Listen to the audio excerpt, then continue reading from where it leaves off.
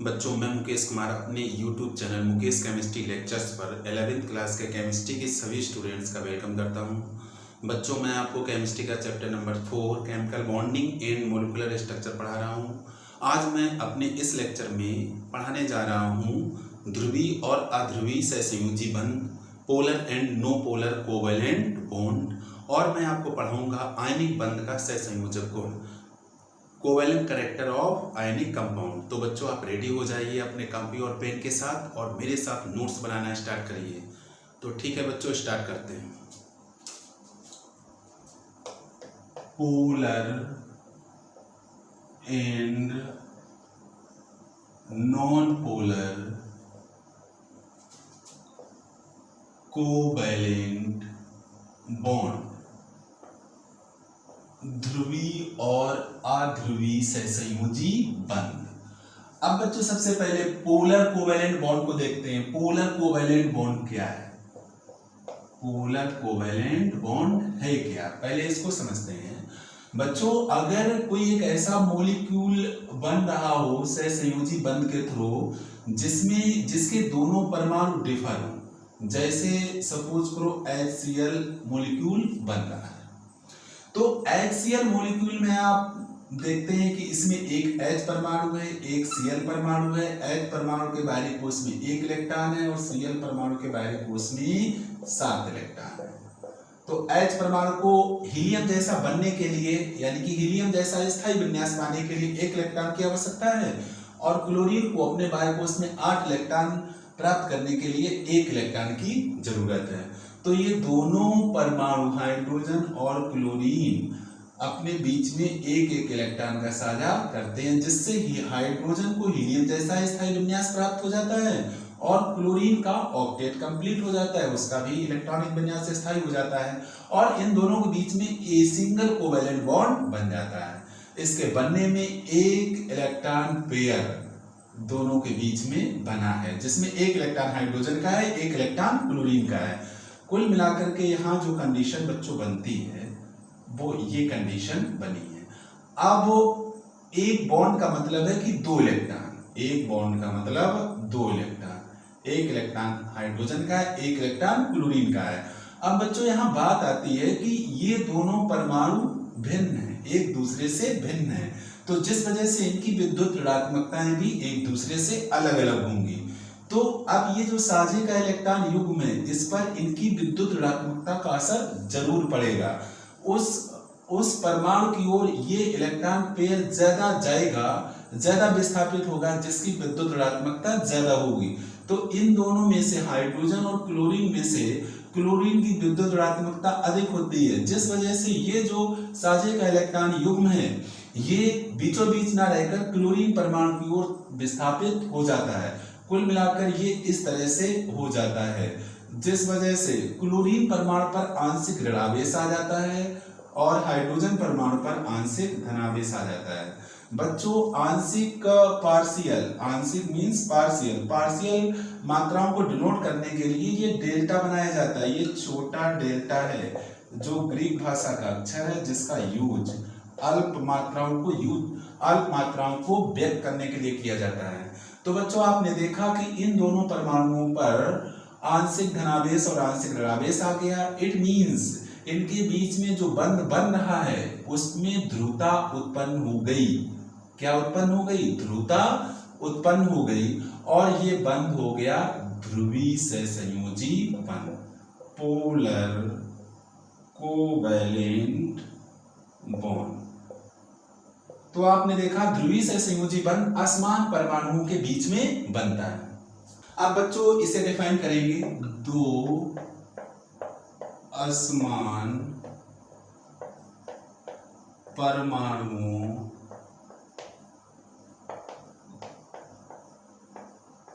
के मध्य बना सहसंयोजी बंध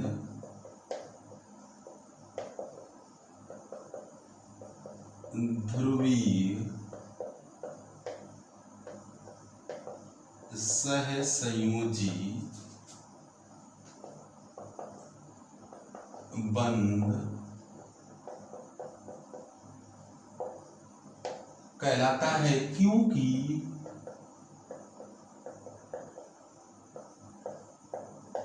असमान परमाणुओं के मध्य बने सहसंयोजी बंध में आंशिक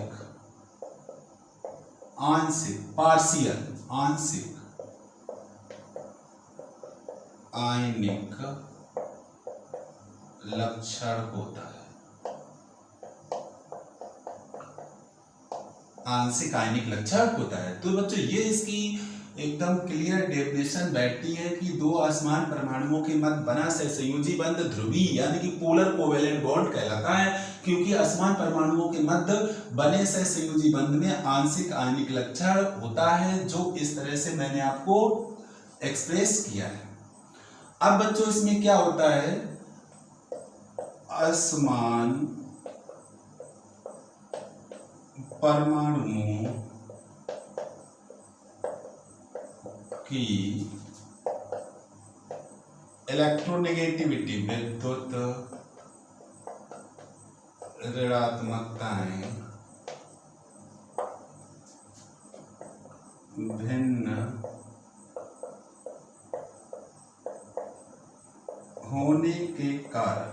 भिन्न होने के कारण साझे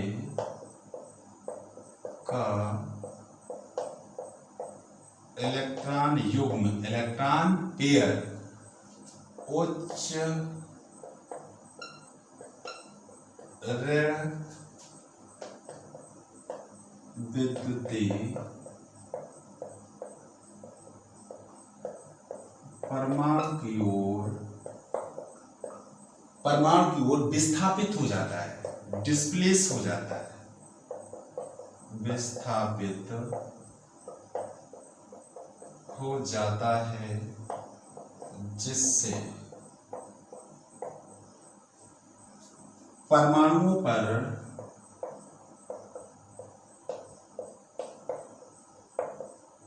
विपरीत आंशिक आवेश आ जाता है, विपरीत आंशिक आवेश उत्पन्न हो जाता है, विपरीत आंशिक आवेश उत्पन्न हो जाता है और बना बंध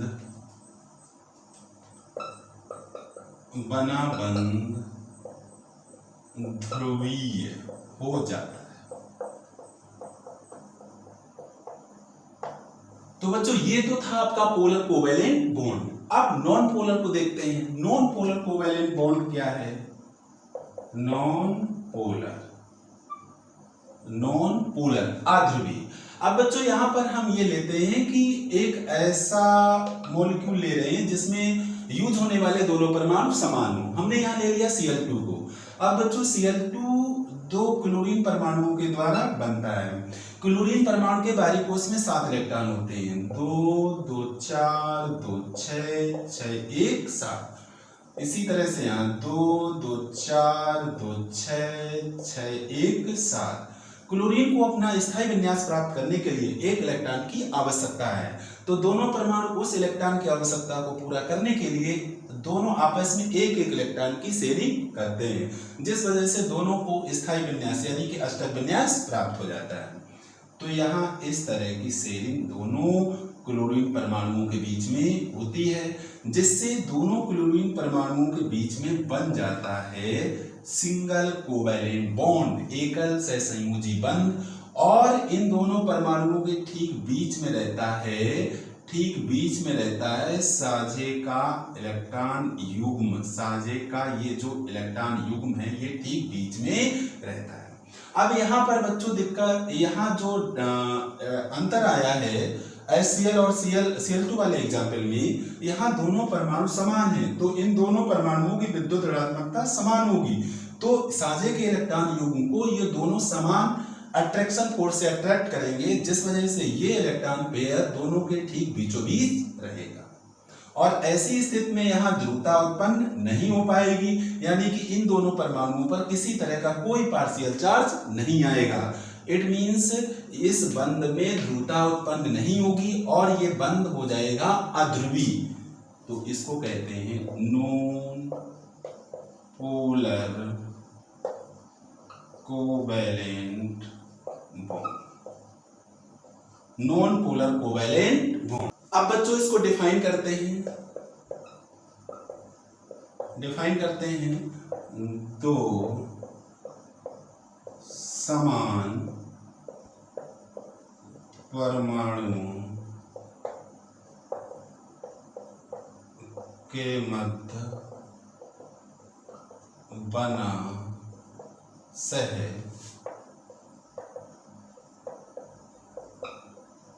सहसंयोजी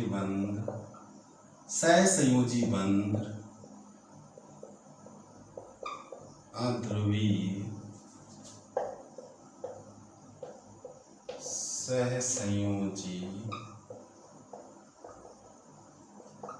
बंध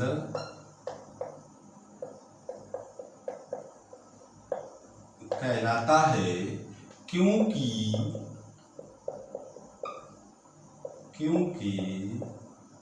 समान परमाणुओं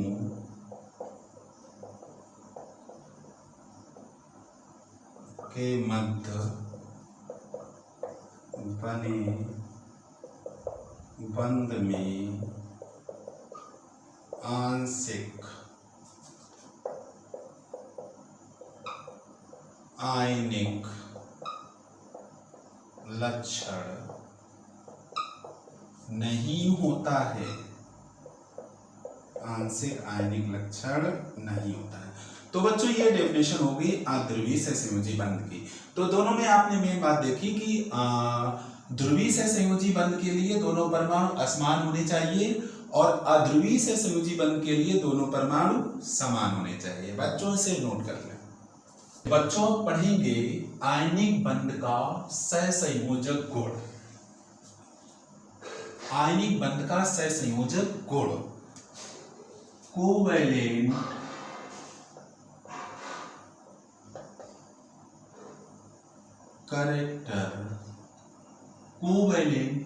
कैरेक्टर ऑफ आयोनिक बॉन्ड। आयनिक बंध का सहसंयोजक गुण। आयनिक बंध का सहसंयोजक गुण। बच्चों किसी आयनिक बंध में दो विपरीत आवेशित आयन एक दूसरे से जुड़े होते हैं। कोई भी आयनिक बॉन्ड जो होता है उसमें दो विपरीत आवेशित आयन एक दूसरे से जुड़े होते हैं और इन दोनों, इसको इस तरह से समझते हैं जैसे कोई एक आयनिक बॉन्ड है तो उसमें एक होता है बच्चों धन आयन और दूसरा होता है बच्चों ऋण आयन, दूसरा होता है ऋण आयन। इस बंध में एक धन आयन होता है, दूसरा ऋण आयन होता है। धन आयन के द्वारा ऋण आयन के संयोजी कोष के इलेक्ट्रॉन, ऋण आयन के संयोजी कोष मतलब बाह्यतम कोष के इलेक्ट्रॉन अपनी ओर आकर्षित कर लिए जाते हैं, अट्रैक्ट कर लिए जाते हैं, जिससे ऋण आयन का जो आकृति है वो विकृत हो जाती है, बिगड़ जाती है। अभी ये ऋण आयन की सामान्य कोष है, यहां पर मैंने बना दी सामान्य कोष, सामान्य कोष, सामान्य ये कोष है। अब जब ये धन आयन इसके संयोजी कोष के इलेक्ट्रॉनों को अपनी ओर आकर्षित करेगा, ऋण आयन के संयोजी कोष के इलेक्ट्रॉनों को, तो ये थोड़ी डिस्टर्ब हो जाएगी, फैल जाएगी, इस तरह से हो जाएगी, इस तरह से हो जाएगी, इस तरह से इसकी आकृति विकृत हो जाएगी। ये किसकी आकृति है? ये इसी ऋण आयन की आकृति है जो यहाँ पर मैंने बना रखा है। पहले ये ऐसा था, बाद में ये इस तरह का हो जाएगा। तो ये विकृत कोष है, विकृत कोष है। इसको फिर एक बार समझो कि जो आयनिक बंध होता है उसमें विपरीत आवेशित आयन एक दूसरे से जुड़े होते हैं। विपरीत आवेशित आयन एक दूसरे से जुड़े होते हैं आयनिक बॉन्ड में, और विपरीत आवेशित आयनों में एक धन आयन होता है, दूसरा ऋण आयन होता है। धन आयन के द्वारा ऋण आयन के संयोजी कोष के इलेक्ट्रॉनों को अपनी ओर आकर्षित कर लिया जाता है।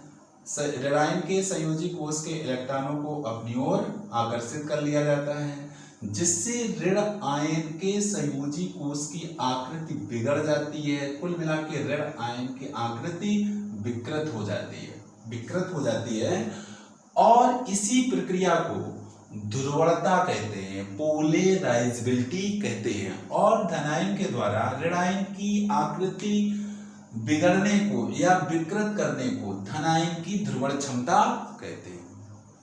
यानी कि किसी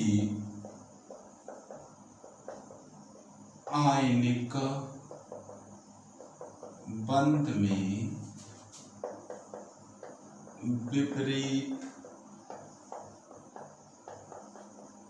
आवेशित आयन एक दूसरे से जुड़े होते हैं,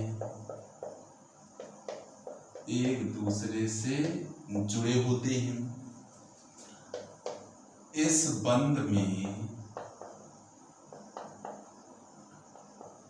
ऋण आयन के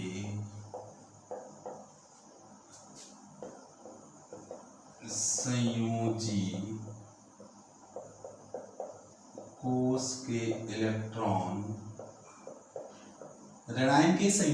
के इलेक्ट्रॉन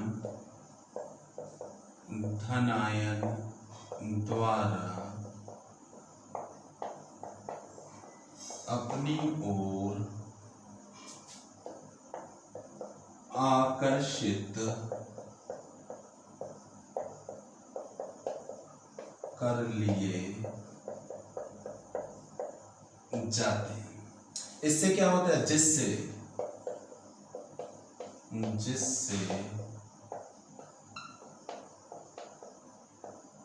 ऋण आयन की आकृति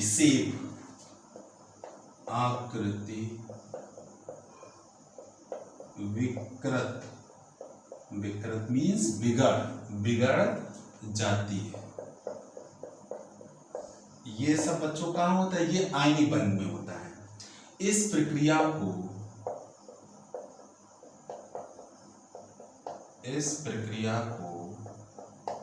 ध्रुवणता कहते हैं। ध्रुवणता, पोलराइजेबिलिटी, ध्रुवणता कहते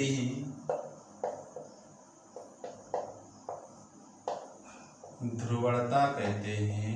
और धन आयन द्वारा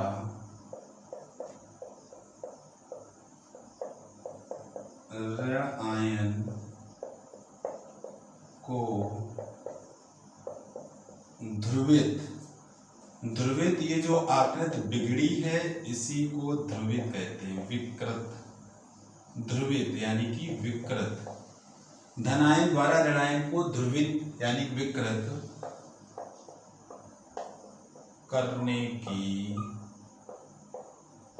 क्षमता को उसकी ध्रुवण क्षमता कहते हैं। उसकी ध्रुवण क्षमता कहते हैं।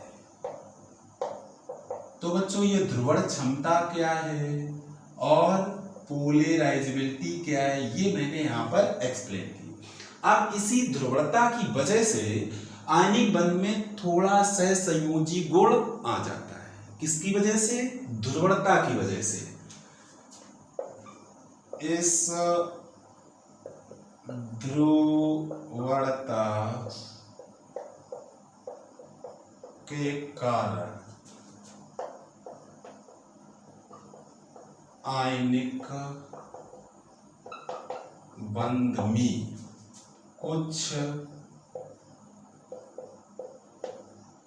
सहसंयोजी गुण आ जाता है। तो आयनिक बंध की सहसंयोजी प्रवृत्ति या सहसंयोजी करैक्टर का मुख्य कारण ध्रुवणता है। इसी ध्रुवणता के कारण आयनिक बंध सहसंयोजी गुण प्रदर्शित करने लगते हैं। संयोजी कोष में जितनी ज्यादा विकृति होती है, सहसंयोजी गुण भी उतना ही अधिक उत्पन्न होता है।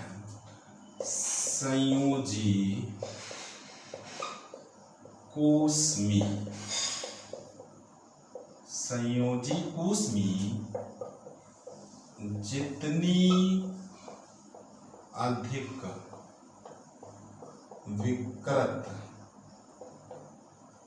जितनी अधिक विकृत या विकृति उत्पन्न होती है, जितनी अधिक विकृति उत्पन्न होती है, सहसंयोजी गुण भी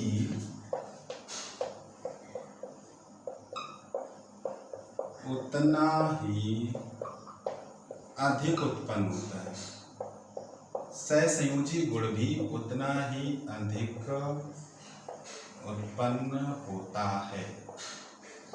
अब इन शब्दों को बच्चों ध्यान में रखेंगे। संयोजी कोष में जितनी अधिक विकृति उत्पन्न होती है, संयोजी कोष जितना ज्यादा बिगड़ता है, यहां पर ये जो सामान्य कोष मैंने लिखा है, ये सामान्य संयोजी कोष है,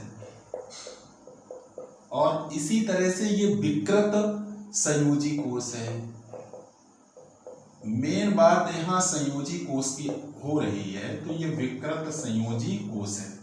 तो संयोजी कोष में जितनी अधिक विकृत उत्पन्न होती है, सहसंयोजी गुण भी उतना ही अधिक उत्पन्न होता है। ये स्टेटमेंट फजान का नियम कहलाता है। इसे फजान का नियम कहते हैं। इसे फजान का नियम कहते हैं। इंपॉर्टेंट है बच्चों फजान का नियम। इस फजान का नियम क्या है? संयोजी कोष में जितनी अधिक विकृत उत्पन्न होती है, सहसंयोजी गुण भी उतना ही अधिक उत्पन्न होता है। अब बच्चों किसी भी अणु में ध्रुवणता किन किन कारकों पर निर्भर करती है, इसको समझेंगे। किसी ध्रुवणता को प्रभावित करने वाले कारक फैक्टर्स। ध्रुवणता किन किन कारकों पर निर्भर करती है, इसको समझेंगे। ध्रुवणता किन किन कारकों पर निर्भर करती है, इसको समझेंगे। पहला कारक है बच्चों धन आयन का आकार। धन आयन का आकार, धन आयन का आकार। दूसरा कारक है ऋण आयन का आकार।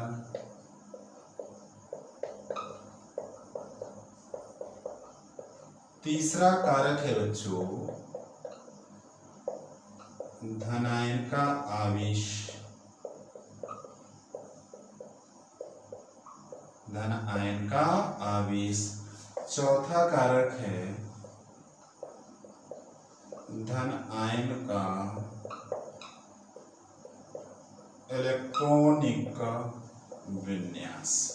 ये चार कारक हैं जिस पर ध्रुवणता डिपेंड करती है। बच्चों से नोट करें। ठीक है बच्चों, साफ करते हैं इसे।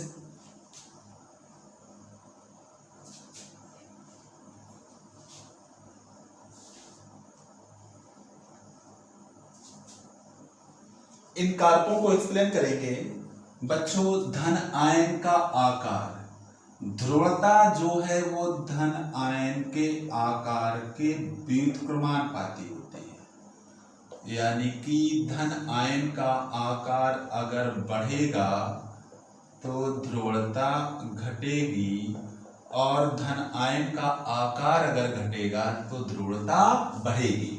ऐसा इसलिए होता है क्योंकि धन आयन जितना छोटा होता है उसका प्रभावी नाभिकीय आवेश उतना ही अधिक होता है और प्रभावी नाभिकीय आवेश अधिक होने की वजह से वो ऋणायन के संयोजी कोष के इलेक्ट्रॉनों को उतने ही अधिक आकर्षण बल से आकर्षित करता है।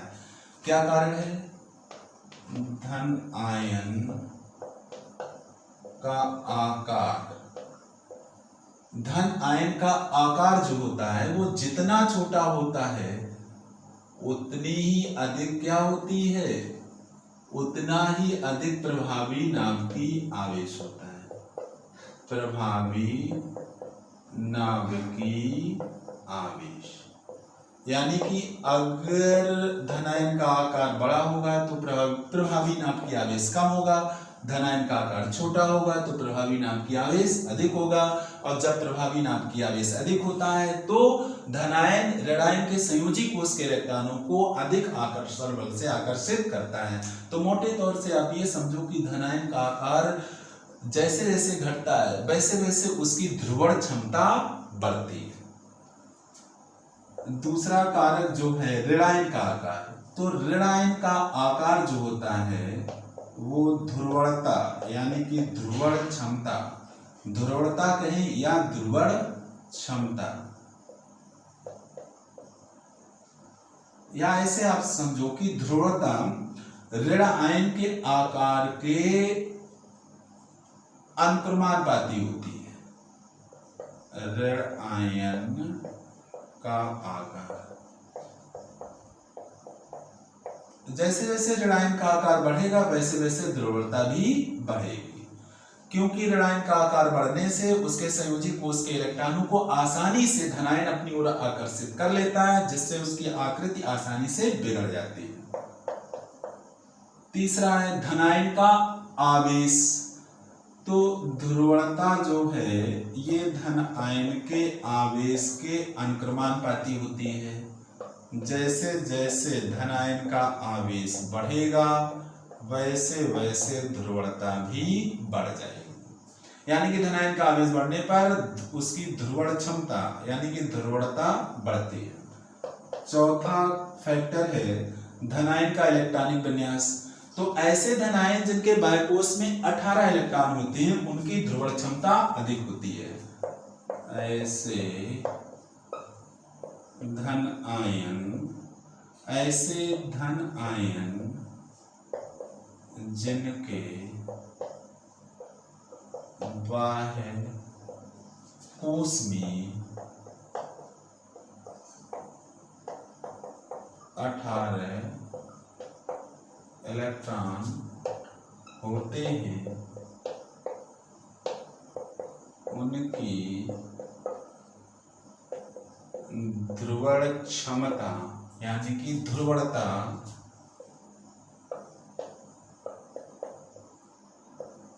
अधिक होती है।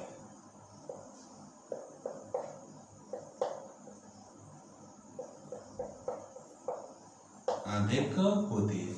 तो ये बच्चों था आयनिक बॉन्ड का कोवेलेंट कैरेक्टर। अब बच्चों इस लेक्चर को यहीं पे समाप्त करते हैं। जो बच्चे फर्स्ट टाइम इस लेक्चर को देख रहे हैं वो चैनल को सब्सक्राइब कर लें, जिससे उनको केमिस्ट्री के वीडियो रेगुलर वे में मिलना स्टार्ट हो जाए। Thank you.